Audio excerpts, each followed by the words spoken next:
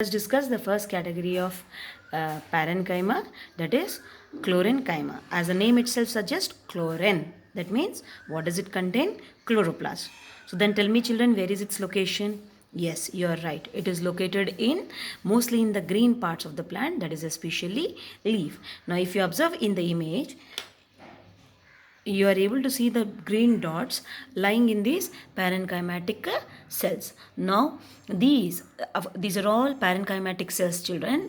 Some are arranged in a longitudinal pattern which are called as palisade parenchyma, and some are scattered with little intercellular spaces which are called as spongy parenchyma. Now this is a transverse section of a leaf children.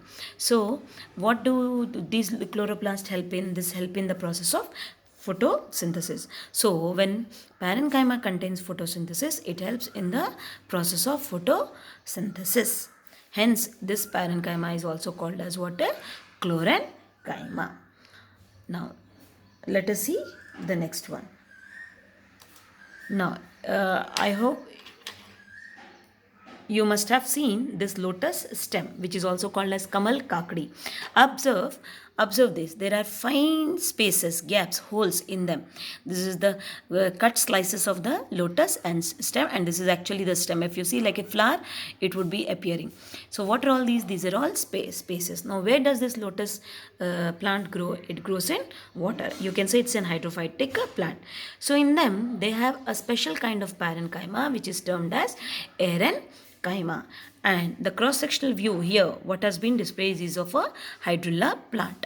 Now if you see, the parenchymatic cells are arranged in a certain pattern and leaving certain gaps. So what are all these gaps? These are air spaces.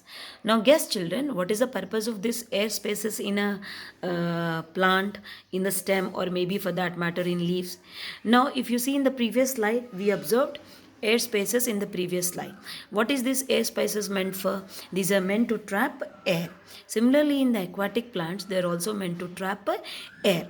That means most of these stems are hollow. Why they are hollow? They are hollow such that they can float in water and they can withstand the water currents, and thereby they maintain their buoyancy. The term buoyancy you must have learnt in physics, which means the floating tendency. You must have seen aquatic plants floating on water. And the reason why they float in water is because of the air spaces which are present in them.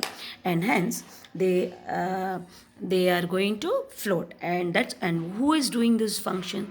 This is done by the special type of parenchyma called as parenchyma. Now let us see the next one, the food storage parenchyma.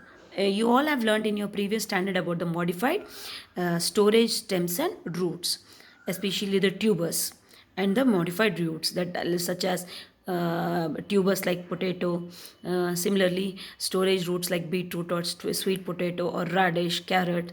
These are all modified stems and roots. Now what are they modified for? For storing food. Now where is this food stored?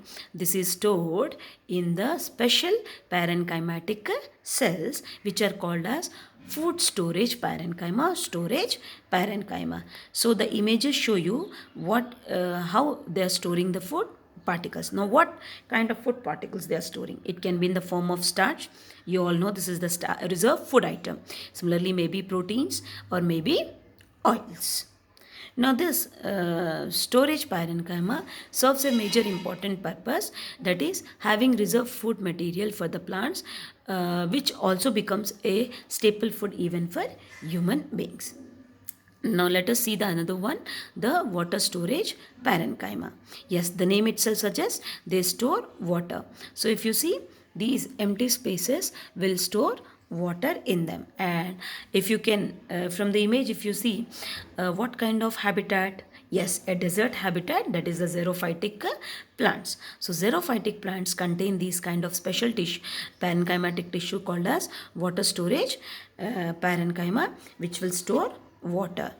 Okay, now here if you see, this is of aloe vera plant, which you are all familiar, wherein there are spaces. The outside surface would be reduced, which will help in performing photosynthesis. This is your photosynthetic tissue, and the remaining inside part is the storage parenchyma, which will store mucilaginous watery substance, which will help them to survive in these extreme weather conditions. And if you see, this is the transsectional view, and this is what, when you have, if you have cut open an aloe vera, you must have seen this is an aloe vera plant, which when you cut open, it will secrete a watery fluid, which will be used for many purpose, but the main purpose for them is to store water, which can be used by plants in the scarcity of water. Now if you see, children, when I cut open, you are able to see some mucilage coming from the this aloe vera stem.